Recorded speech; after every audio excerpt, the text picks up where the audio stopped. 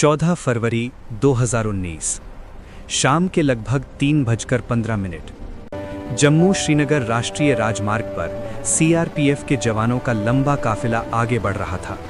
78 गाड़ियां, लगभग 2500 जवान सर्द हवाओं के बीच अपने अपने गंतव्य की ओर जा रहे थे। कई जवान छुट्टी से लौटे थे, कुछ ने घर पर बच्चों से वादा किया था कि अगली बार ज्यादा दिन रुकेंगे।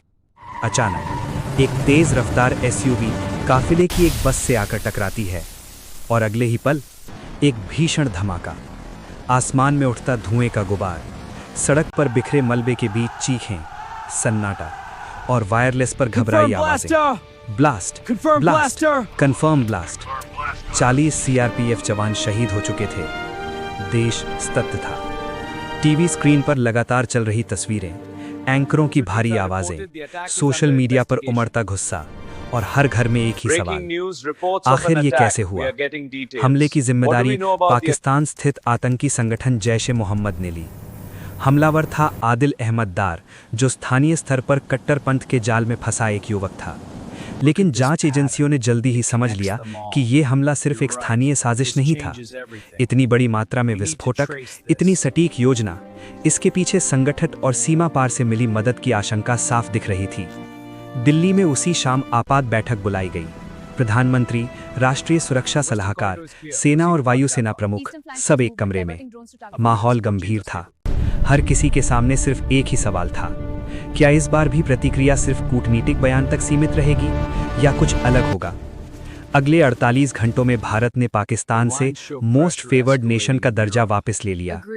अंतर्राष्ट्रीय स्तर पर पाकिस्तान को घेरने की रणनीति शुरू हो गई, लेकिन देश के भीतर जनभावना उफान पर थी। शहीदों के अंतिम संस्कार में उमड़ी भीड़, शहीदों का बदला की मांग, हर तरफ एक आक्रोश। इसी बीच सुरक्षा एजेंसियों और सेना ने संभावित विकल्पों पर विचार शुरू किया। एलओसी पर सीमित कार्यवाही, स्पेशल फोर्सेस की घुसपैठ या फिर वायुसेना के जरिए गहरी स्ट्राइक। 2016 की सर्जिकल स्ट्राइक के बाद पाकिस्तान सतर्क था। इस बार कुछ ऐसा करना था जो निर्णायक भी हो और युद्ध में तब्दील भी ना हो। खुफिया एजेंसियों ने पाकिस्तान के खैबर पख्तूनख्वा प्रांत के बालाकोट क्षेत्र की एक परिसर की पहचान की। जानकारी के अनुसार वहां जैश ए मोहम्मद का प्रशिक्षण शिविर सक्रिय था।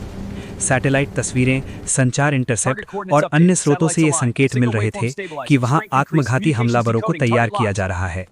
चुनौती बड़ी थी। लक्ष्य एलओसी से काफी भीतर था। पाकिस्तान के एयर डिफेंस सिस्टम सक्रिय थे। फिर भी फैसला लिया गया कि इस बार जवाब सीमित सीमा तक नहीं रहेगा। 20 से 25 फरवरी के बीच भारतीय वायुसेना के चुने हुए पायलटों को विशेष ब्रीफिंग दी गई। ऑपरेशन को गोपनीय रखा गया।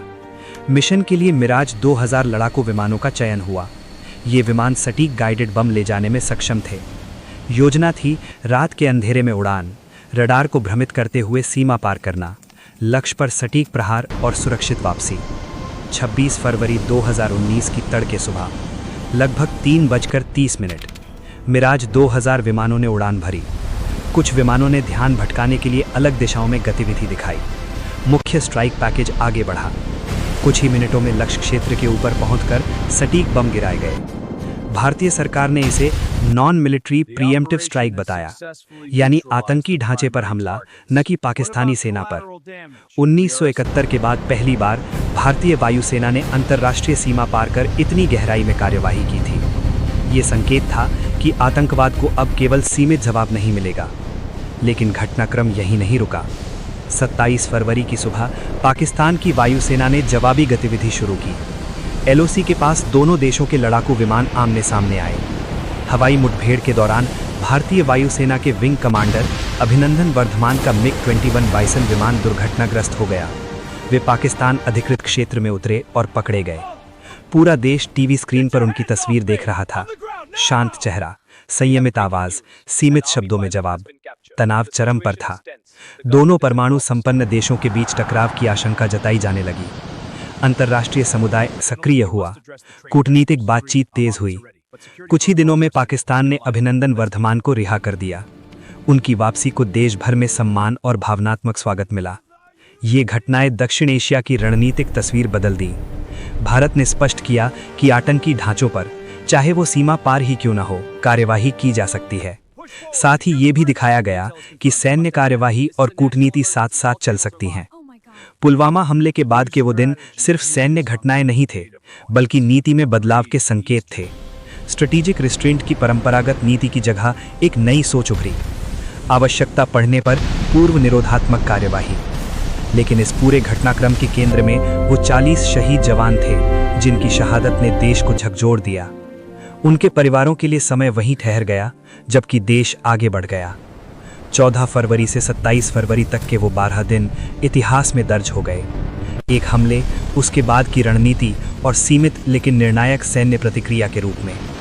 ये कहानी सिर्फ प्रतिशोध की नहीं, बल्कि नीति, संयम, निर्णय और बदलती रणनीति की कहानी है, जिसने भारत की सुरक्षा सोच को एक नए अध्याय की ओर मोड़ दिया।